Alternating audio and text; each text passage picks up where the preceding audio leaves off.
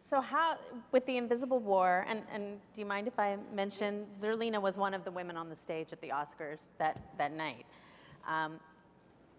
With the Invisible War and the hunting ground, this has been an area of focus for you.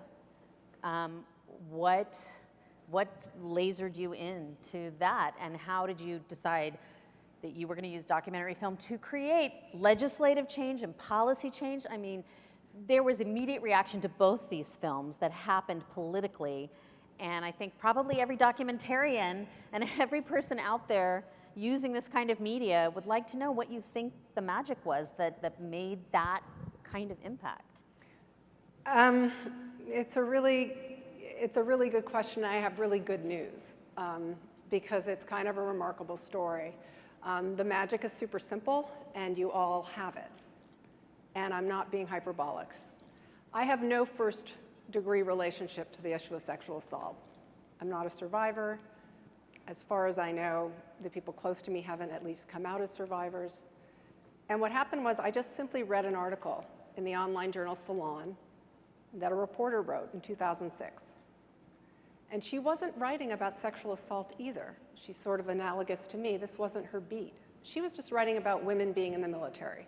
She said, it's been 10 years, this was in 2006, that women have been more integrated than ever, and I really want to write that story.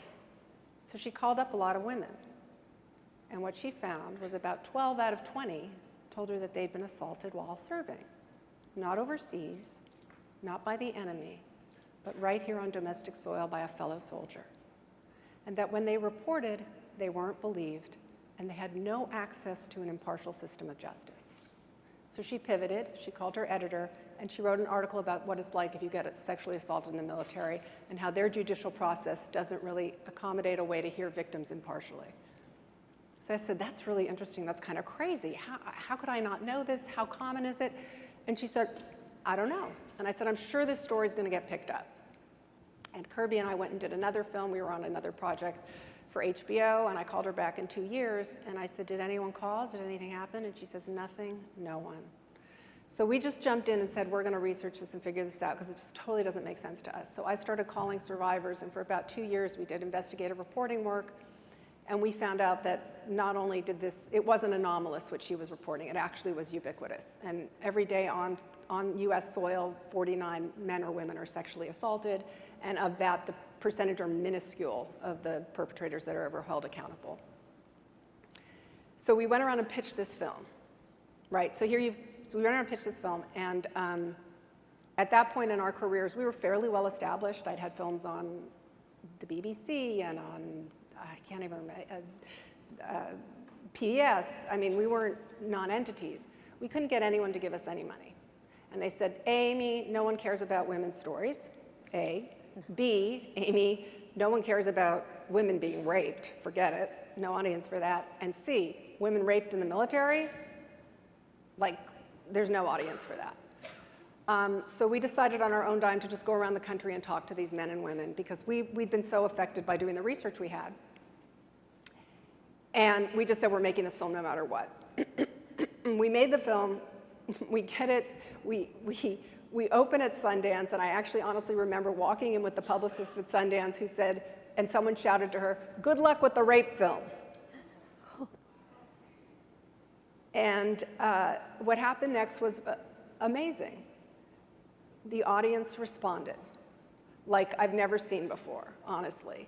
Standing ovation, people crying, we had the survivors there. We threaded the needle right. We didn't make an anti-military film. We actually made a film that was heard as a critique, not an attack.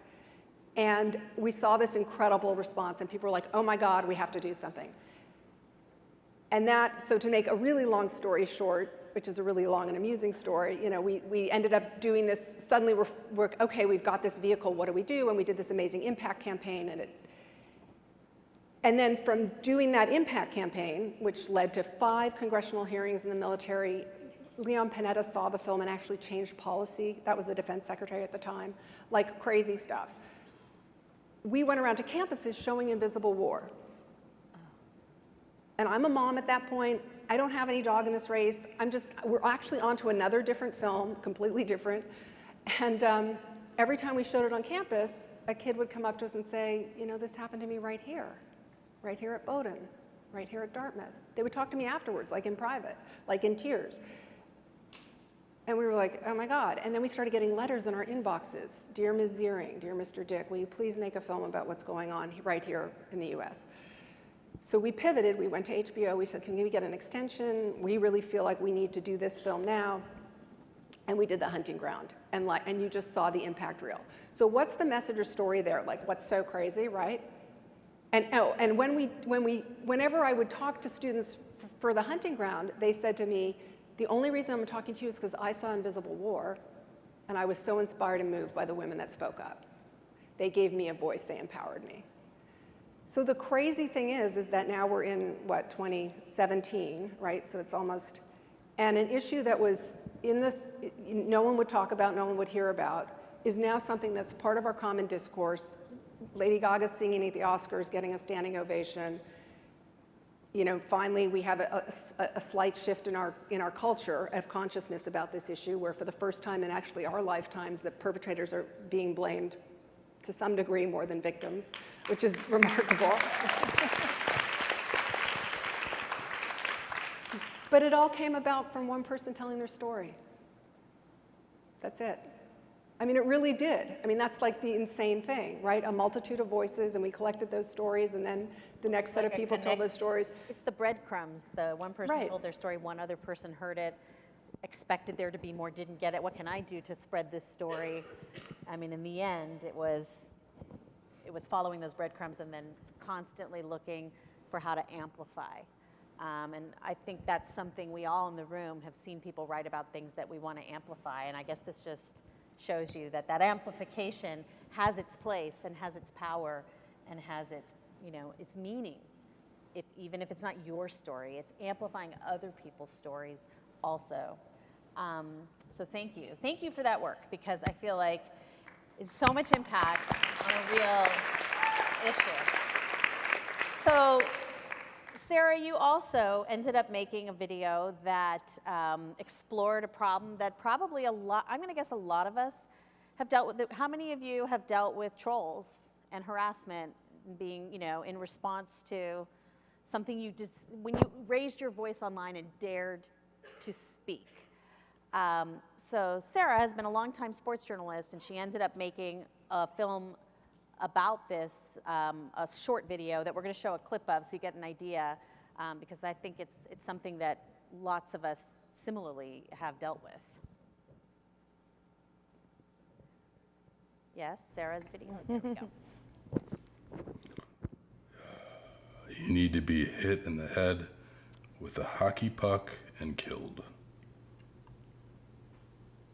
Sarah Spain is a self-important know-it-all. Okay. Like before you are. You I would hate. A lot of C word. There's a lot of C words, yeah. Yeah. This is why we don't hire any females unless we need our sucked or our food cooked. I don't think I can even say that.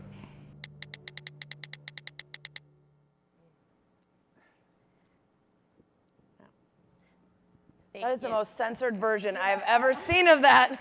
I urge you to watch the full, it's only 4 minutes. Yeah, I mean, and unfortunately the crossover there is that my cohort in the film is a victim of sexual assault, and some of the messages sent her way were, I hope you get raped again. Nice. Which is in the full film. They've edited it down for, but yeah. So you're a sports journalist. You are in the minority, being a woman in that field to begin with. And I know Julie as well, who's the other woman in the film, and she's disproportionately, and you're disproportionately targeted.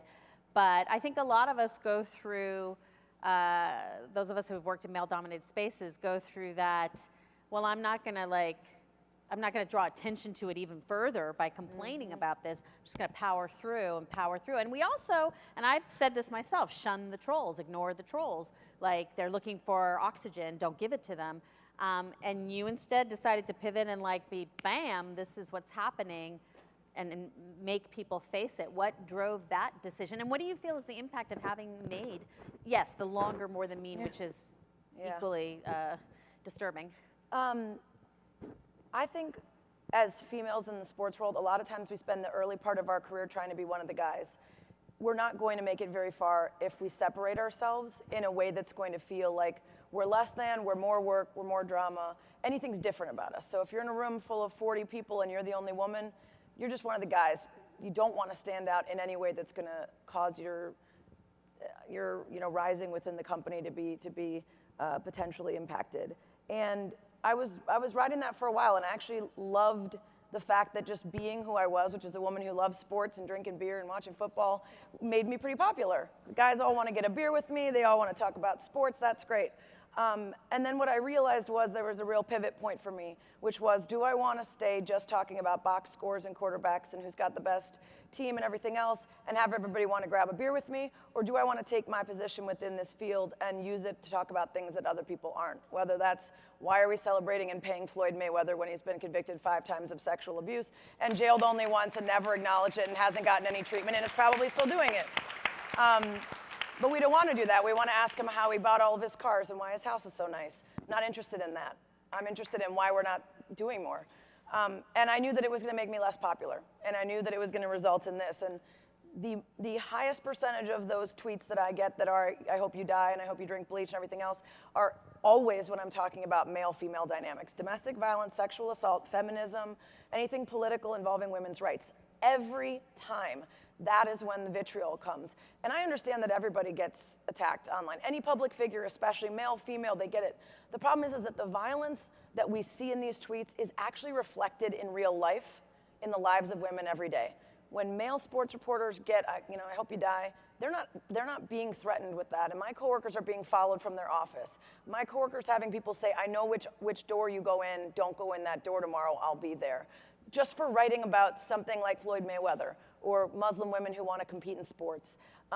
And so it was really that it's not that I'm mad at what you're saying always, I'm mad that you're even here because this is a place for men.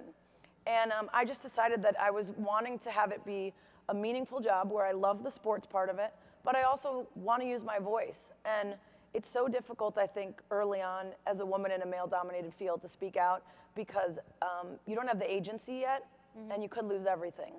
So when you get that voice and you have the agency, you're required to use it because all the people coming up after you, you're going to make it easier for them if you're willing to speak out about it. And I so related to, when we spoke on the phone, I so related to you having, before BlogHer, I was just a woman in tech and more traditional high tech, and I was always the only woman in the room, and I was totally one of the guys, and I told a story, which I will now embarrass myself and tell you all, which is one of the moments that I cringe over to this day, is a group of us were flying in the company's private plane, and we had a big conference coming up, and I was in marketing, and I was in charge of picking the booth babes. And so I was there with the guys assessing the booth babe headshots and full body shots, and it wasn't like super disgusting, and it didn't get like sexual, but still, I was there assessing women essentially on their appearance. And it's 15 years ago, and I still get like all kind of red about it because it was I think about it now, and it was so embarrassing, and I didn't think about it at all at the time. I was like, So I so relate to what you're saying, but I just didn't feel like what was I going to do, Well, and that's the problem. When I was starting with ESPN Radio in Chicago, it had been 11 years since they had a woman on the air regularly, and it became pretty apparent that just me being in the room, they would think about something. They would say, oh, he throws like a girl. Oh, Sarah's going to get mad at us. And then eventually they were like, oh shit, she actually is getting mad. Like, she will walk in and turn on the mic and be like, that's false, or that's wrong, or don't say that, or this. And they became aware, and the bosses became aware, that the only time they talked about women was either that she was hot or that she lost her fastball, literally. And the problem is if no one's there to speak up, if there is no voice in the room, it will keep going like that. No one's going to change it unless you make it uncomfortable for them when they're saying and doing the wrong things. And, yes. So true. And, we want to talk about representation. And, Zerlina, on like 3 different levels, You've been out there representing as a woman, as a black woman, and as a younger woman, a millennial woman. And I know you've been every space you've ever been. Yeah. You're like, I am the representative trifecta. I want to share a little bit of your work as well, because your tactic has been to show like how to use humor and how to use a different kind of approach to reach Right. the millennial generation. And so we have some images just to show of some of the things you did to create memes. And so this is from the Hillary campaign. I too want to find someone who looks at me the way Beyonce is looking at her. That is lovely.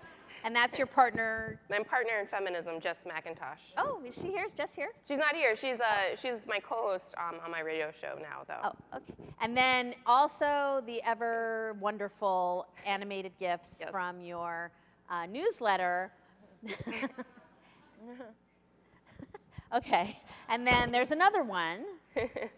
Now, you might notice that my Buffy obsession has come through in the choices we made about which ones to show. But the other thing that's important about these are from your newsletters from weeks and months ago, Right. both about healthcare, Right. both utterly relevant today. Yes. Our most recent newsletter is probably going to go out tomorrow morning, and it's about healthcare, because this is actually the week that is so critically important. If you're sitting in the audience and you haven't called your senator, you need to call your senator, because they're going to try to pass this bill before July 4th and completely dismantle the Affordable Care Act, but also defund Planned Parenthood. This is so critically important, and completely gut And make Medicaid. it a pre-existing And make condition if you've been raped. Right. So It's it's a terrible. pre-existing Everything's condition to terrible. be a woman, It is. basically. Right. I mean, so how do you worked on the campaign. Yes. How do you obviously were trying to make huge change and impact. You picked up with Jess within a couple of weeks to do Right. Signal Boost, which is an awesome newsletter, and you should all get it. How did you pick yourself up and say, this is how I'm going to make impact going forward? I thought I was making impact this way. Right. All right, let's do this. What was the process? Well, our role in the campaign, we worked as a team, and our role was to message to influencers. And so it was a combination of celebrities and progressive allied groups, digital directors for all of the Democrats who are in Congress, and also people who just had a lot of followers. And so we messaged to them, and we used GIFs and humor to try to break through a little bit of the, normal conversation that was happening at the time. The campaign has one way to talk about the message that Hillary Clinton wants to present to the American public, and we sort of had a little bit of a different spin on it. So we had a lot of flexibility, and I give credit to my bosses on the campaign for allowing us to curse, for allowing us to use GIFs and to be snarky, particularly during the Republican convention, which was my favorite week of emails, because I was like, I'm drunk, I'm gonna get more drunk, and I'm just gonna continue to be drunk because I can't watch this sober. And everybody was like, yeah, me too. It seemed to be that our role in the campaign was to be as authentic as possible, because in some ways, our candidate wasn't allowed to be as authentic as she really actually is in person. And so through our work on the campaign, we were in the Javits Center, sort of all of the reality was hitting us all at once, and we were all standing there, people are crying, people are weeping, and me and Jess looked at each other, and I said, what do we do now? It's about 11 o'clock. p.m. in the Javits Center. So it's pretty clear that we're not going to win. And I said, what are we going to do now? And one of our colleagues looked at us and said, we joined the resistance. And so basically the next day, we decided that we were going to take the list that we had from the campaign and just continue it. And we were going to try to amplify the work that people were actually doing in the resistance. And so you can go to signal-boost.com and sign up. And it really just takes what people are actually doing, the real activism being done on the ground, and it amplifies it. It gives it a boost so that you know how to get involved if it is with Indivisible in your local community or a town hall, organizing to go to a town hall in your congressional district. We want to make sure you know where to go, what to do, and how to activist. And so the newsletter launched into the radio show that I have on the channel that I run at SiriusXM. It's number 127, the Progress channel. And our show does the same thing. It amplifies the work being done in the resistance. but also talks about microaggressions. Jess is white, I'm black, so that means that we have real talk about what it means. What does it mean that 53% of white women voted for Donald Trump? What does it mean that 94% of black women voted for Donald Trump? How do we actually try to figure all of that out? Or voted for Hillary Clinton, excuse me. Oh God, that would be horrible. That would be horrible. That would be horrible. You guys are cool. We're the ones who fucked up. For Hillary Clinton. Not me For personally. Hillary Clinton. So really, the work that we did on the campaign really informed what I'm doing now, and I look at it as a vehicle to amplify the work that people are really doing on the ground. Did you feel that you, speaking of representation, did you feel, I know that the campaign had a lot of diversity, but did you feel that, to Sarah's point, were you sometimes the voice in the room? Yes, I was the only person in the room a lot of times, the only black person, sometimes the only black woman. And that's not a sort of a knock on the campaign. There were just a lot of people on the campaign, and so there were a lot of black people on the campaign. There were more black people on Hillary's campaign than any campaign in American history, including both of Barack Obama's campaigns. But that said, there was still moments where I'm in a meeting and at the senior levels, there were fewer and fewer black people. And so if you were in a meeting with a lot of senior staff, you were the only one. And so when you're running against someone like Donald Trump, you sometimes have to explain to someone what white supremacy is, what white nationalism is, what's the difference between those two things, how does that actually impact what we're doing and how we should message as a campaign. And so I was the only one, and I definitely used it as an opportunity to speak up, because I look around and I'm like, wait, I'm on a presidential campaign against Donald Trump, and I'm the only black person in this room, and that is scary, but I have to talk, because if I'm not going to speak up, there isn't another person to come in and speak up. So I've always been sort of the only black person in many rooms, and so I'm used to that, unfortunately, but I try to bring other people of color into the rooms that I go into now, and I don't ever stay silent, I always speak up. Yeah. Did you experience what Sarah experienced about getting more and more comfortable with being the one, knowing you would always speak up? Or were you, did you have that kind of, from the beginning, did you have that? I've always been the only one. I was the only black person in my grade until high school. And so I grew up in a predominantly white community, and so I think I was just used to it. I also did gymnastics, so I was really excited to see Lori Hernandez here. I did competitive gymnastics, and so I was also the only black person on that team. And so it's just something that I'm used to, but it also means that I can't, if I see something that's wrong in the world, I will call it out. I can't just sit and there's an injustice sitting right in front of me and I'm not gonna say something about it. That seems to be a missed opportunity. So I would always speak up. It was uncomfortable for sure, and certainly sometimes people don't want you to. They're like, okay, Zerlina, calm down, or they want you to be quiet.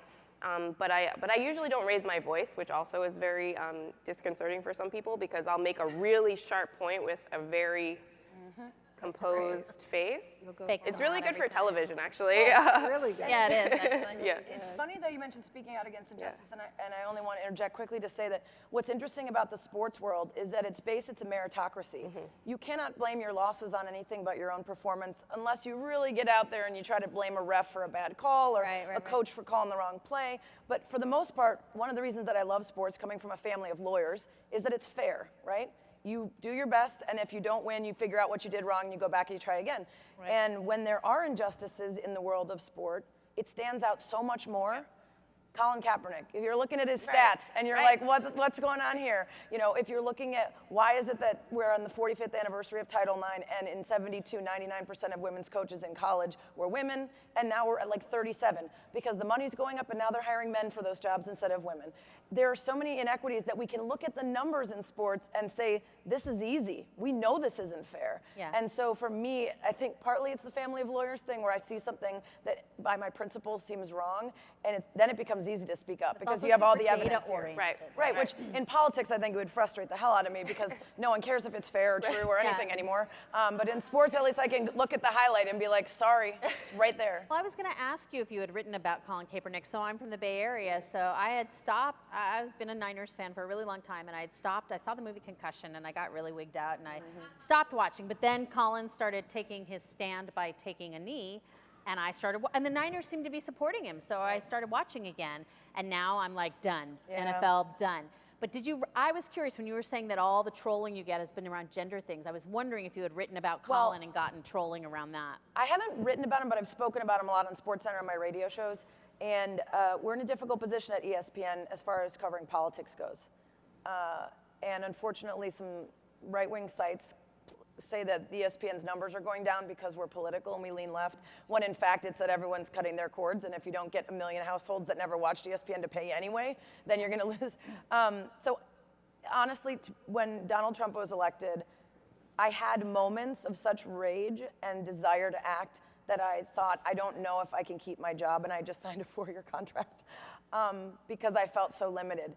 But I have found a way to speak out in the most useful ways. If it's not cheap shots and it's not wasted energy, then it's allowed. So you just focus and siphon off into the places where you can actually make a difference.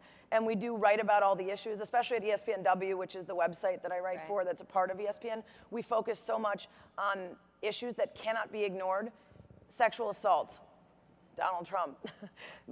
Potential of losing Title IX if Betsy DeVos in the Education Department, who didn't do anything to celebrate the 45th anniversary, decide it's not important anymore. There are so many ways that we can touch on political issues through the lens of sport.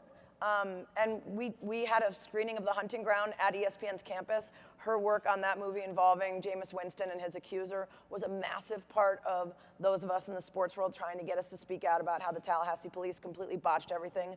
And of course, 2 years later, when they admit that, he's already in the NFL, so we're over that already. But there's a lot of ways that it intersects, and we do our best to, and that's why sports too is useful, because you might not ever get certain people to ever watch The Hunting Ground. They will listen and read if it's your favorite player or your favorite team, and you will get them to listen to stories about domestic violence and sexual assault and misogyny, everything else. And they might be mad about it, and they might tell me to kill myself, but they listened and they read, and maybe an inkling of it got through to them, and that's the best we can hope for. I was going to ask each of you around the topic. Yeah, I mean that. Yeah, clap for me. Clap for Sarah. I was going to ask each of you because there's a big effort in my area to recall a judge, Judge Aaron Persky, and I'm signed on for this recall effort, who gave the hashtag rapist Brock Turner a very, very light sentence, less than the mandatory minimum, and he got out of prison in 3 months. And you know, it's a huge thing, and they're trying to recall this judge who's had other experiences like this. And so I went to a thing with John Krakauer, who wrote Missoula, which is a very harrowing book about college campus rape. And he made this comment at this event that it was this least selling book ever because of the subject matter. And I was going to ask each of you, as you have focused on these difficult subject matters, and good luck with the rape film, and as you have focused more on pivoting and you have been political and speaking up even before some, you know, there's a whole thing with millennials where people think they ought to earn the right to have agency and speak up and to ask for human behavior, which I find really disconcerting. How do you balance that with, you know, making a living, sustaining yourself, being able to continue? I mean, do you think it has impact on your earning potential? Do you think it has impact on your livelihood? And do you care, I guess? Yes.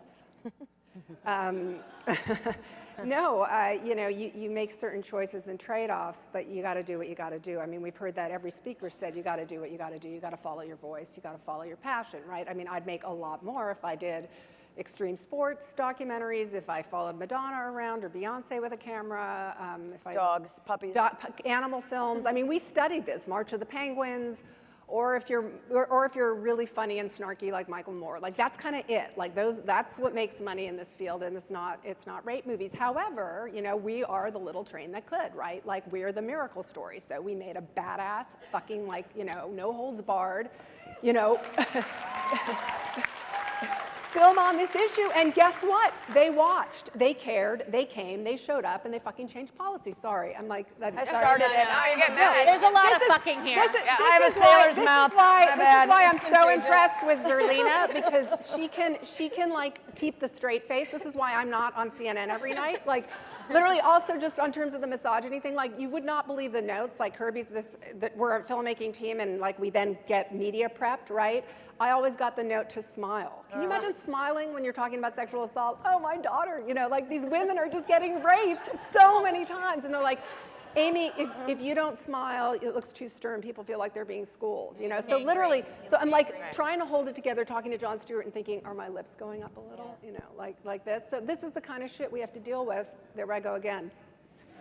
We've never heard these words But on it's stage why, before. but it's why all of you are so important, because the other little sidebar I want to say, this is a fascinating New York Times article about women working in the Obama administration. I'm sure you saw this, right? They all started noticing they'd speak up in a meeting, like, you know, a big important meeting in Obama's meetings, and like they'd notice like no one really hear them, and then like what, 10 minutes later, a white guy would say virtually the same thing, a little remixed, and everyone would go, such an interesting idea. Yeah. So the women all caucused, and they said, next time, you know what we're going to do? Like when someone says something interesting, no matter what they're saying, Sally, we're making up a name, is going to say, you know, that point Elizabeth just made is a really good point. And I think, and then we're going to have Jenny say, you know, and I think what Elizabeth and Sally just said is amazing. And it was amplification. Yeah. Which is, so the other thing I want to say is, yeah. and it works, and it's what we need. So the other thing I want to say is all of you, like I've also heard today, like be yourself, love yourself, do what you want. Yeah, it's a different game now. We have to all do that, but we have to be responsible and do something. So get involved in some way and amplify. If you care about foster kids, follow someone and amplify their voice in your blog. Do something other than push corporate products. Please, please, please, we need you now more than ever. So I realize, powers that be, that we're a little over time, but I am going to wrap up with Zerlina and Sarah too, and we will just go to the party. We'll drink You wanna faster. say- We'll, Yeah. drink, we'll drink a little later than we were We'll going all chug the first one, Yeah. and we'll be caught up. She's the one who likes to drink beer, Yeah. so like. So Zerlina, what about you? Because So you've been at this Absolutely. all the And I just the want to whole mention, time. we did this on the campaign. We had a Black Girl Magic meeting every Monday at 1 p.m. And we called it the meeting before the meeting. And so we'd get together, we'd huddle, and we'd coordinate what we were going to say in the meeting and who was going to back who up, and just like that. So I just want to say we did that on the campaign as well. That's awesome. Yeah. I think that for me, it's all about doing what I like to do. And this came out of a book I read by Carla Harris. It's called Strategize to Win. And so part of what she was saying, it essentially talks about a career shift. So I went to law school, and when I started law school, I thought I was going to be a lawyer, like your family members. And then in the middle of law school, I went to a few conferences, blogger conferences. I started blogging, and I just liked that more. Because I've always been, really into politics. I'm a political. I'm constantly consuming it, and so that never felt like work to me. And I'm in law school, and I'm thinking, by the time I graduated, I had been to the White House. I had, been in meetings with the president, and it was all because I liked to do that. I like to write. I like to analyze politics, and I like to talk about it. And so for me, it's just diving into what doesn't feel like work. If it doesn't feel like work, and this is what I would do if I was just hanging out and relaxing, then I should make that my job if I can. Try to get paid for it, and then you never feel like you're working. And so even now, post-campaign at SiriusXM, I run the Progress channel, which means that I watch MSNBC all day, and I help make content for progressives in the Trump era. And so I probably would be watching MSNBC all day, and I probably would be thinking about how to message and to amplify the good work that people are doing in the States anyway. And so I just made it my job. And so I think that if you find something that you're really passionate about and that does not feel like work, it's something my dad taught me when I was a kid. Find something that you really like to do and make that your job. And so that's what I did. That sounds nice. That's Yeah. awesome. Sarah, I'll let you have the last word on the trade-offs here. I don't want to dissuade anyone from that, but that's so millennial, and they write stories about how every millennial was brought up with the idea of you're a special unicorn and do what you love. And then all this generation of people were like, wait, but I really want to be a singer. I'm Whitney Houston. Everyone's like, no, you're a terrible singer. Stop. So hopefully the thing that you love and you're passionate about is also something that you're great at and you're going to succeed. But if it's not, we all got to make money and do a job. So eventually suck it up and pivot and find something else you're good at. Sorry to be the bearer of reality. I moved to LA to be on Saturday Night Live, and I pivoted to be in sports. I'm not on Saturday Night Live yet, but if Monica Lewinsky got on there for that, I'm going to find a better way. That's all I'm saying. If there's any fairness in the world. I have not felt like, since I started using my voice, beyond the traditional sports landscape. And when I started, like I said, I wanted to be on SNL, and so I did the entire Second City Conservatory, I did all this improv, and I was working towards a career in comedy, and then my entire background was as an athlete. And so when I put them together, and I stopped saying there's no women in sports that get to be funny, I will just be that woman instead of waiting for her. I did it, and it worked out much better than when I tried to do something else that I wasn't as well suited for. And that's a message for anybody, for sure. Brief example, I'll use Pee Wee Herman because you might be too young to know who Bobcat Goldthwait is.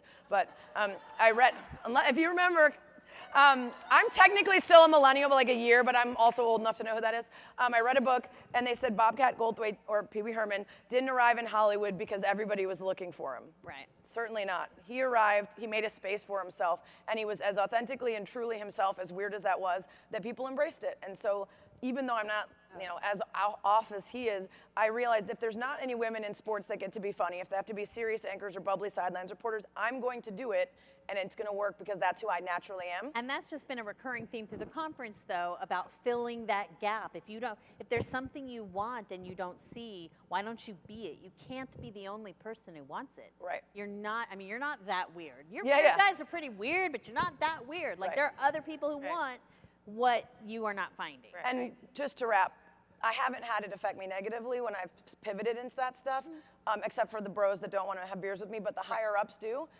And in this More Than Mean campaign, we won a Peabody, we won a Gracie, we won all these sports Clios. And I found, especially at the Peabodys and the Gracies, the percentage of work that was about domestic abuse or sexual violence was incredibly high. And I think that's a breakthrough because it's not just the work's being done and it's being amplified, but people are recognizing it. And so we just have to keep pushing it, and eventually it will break the dam and people will care. We don't feel like they care enough yet, but I can't tell you how obvious it was when every piece that's coming up that's being honored is about the same topic. And if we don't fix it, we're going to Handmaid's Tale the shit out of our country, and it's going to be too late. Right. Can I say one last thing? Okay, one last thing. One last thing. One last thing. I love everything everyone said, and I love everything about the conference, but since I flew across country and I'm not getting paid, you're going to get that. This is, be your snowflake, find your passion, but do fucking something for the civic good, beyond yourself, outside your comfort zone, outside your passion, outside your rock star fantasy. Do something for this country. Benjamin Franklin, when he was leaving, the delegation was accosted by the mob, and they said, what kind of government did you all elect us to have? And he said, we gave you a republic if you fight to keep it. Yeah. Okay? So please fight to keep it. And the last thing I'm going to say is this women's empowerment thing, we are plenty powerful. Yeah. We have this power. We gave birth to everyone on this planet. Believe me, we're plenty powerful. We need justice and we need equality. So put that in your blogs. Yeah. Thank you. Yes.